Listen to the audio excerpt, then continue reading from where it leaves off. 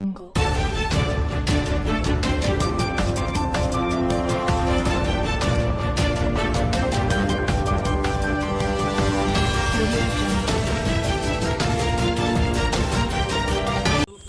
జిల్లా తాడ్వాయి మండల కేంద్రంలో అంబేద్కర్ జయంతి సందర్భంగా తలసేమియా వ్యాధితో బాధపడుతున్న చిన్నారుల కోసం ఈరోజు తెలంగాణ రాష్ట్ర చరిత్రలో ఎక్కడా లేనటువంటి విధంగా మొట్టమొదటిసారిగా 135 యూనిట్ల రక్తాన్ని తలసేమియా చిన్నారుల కోసం సేకరించి అంబేద్కర్ మహాశయునికి నిజమైనటువంటి నివాళులు ఈరోజు కామారెడ్డి జిల్లాలో ఉన్నటువంటి రక్తదాతలు అందజేయడం జరిగింది. ఈరోజు దేశంలోనే కాదు ప్రపంచంలోనే గర్వించదగ్గ మేధావి ఎవరైనా ఉన్నారంటే అది బాబాసాహెబ్ అంబేద్కర్ అనడంలో ఎలాంటి సందేహం లేదు.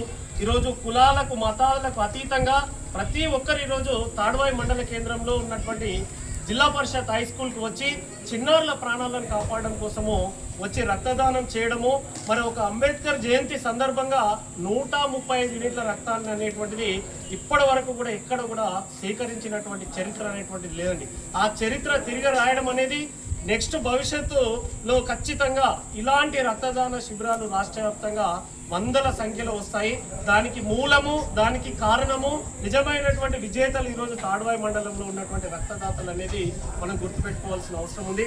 మరి 20 రోజులకు ఒక యూనిట్ రక్తము తలసేమియా చిన్నారులకు కావాలి. మరి తెలంగాణ రాష్ట్రంలో వేలాది మంది చిన్నారులు ఉన్నారు. వారి ప్రాణాలను కాపాడాలి అంటే స్వచ్ఛందంగా మానవతా దృక్పథంతో రక్తాన్ని అందజేయాలి. ఈరోజు కామారెడ్డి జిల్లా యొక్క ఖ్యాతి దేశంలోనే ప్రత్యేకతను సంతరించుకుంది. 2 సంవత్సరాల కాలంలో 4000 యూనిట్ల రక్తాన్ని సేకరించడమనంటే ఈరోజు కామారెడ్డి రక్తదాతలకు తలసేమియా చిన్నారుల పట్ల ఉన్నటువంటి వారి ఉన్నటువంటి దృష్టికి నిదర్శనం కనబడుతుంది. ఈరోజు రక్తదానం చేయడమే కాదు, భవిష్యత్తులో ఇప్పుడు ఎవరైతే రక్తదానం చేశారో వారి కుటుంబ సభ్యులకు ఎక్కడైనా రక్తం అవసరం ఉంటే రాష్ట్రంలో ఖచ్చితంగా వారికి కావాల్సిన రక్తాన్ని అందజేస్తాము. గతంలో కూడా అందజేస్తామని చెప్పినాము.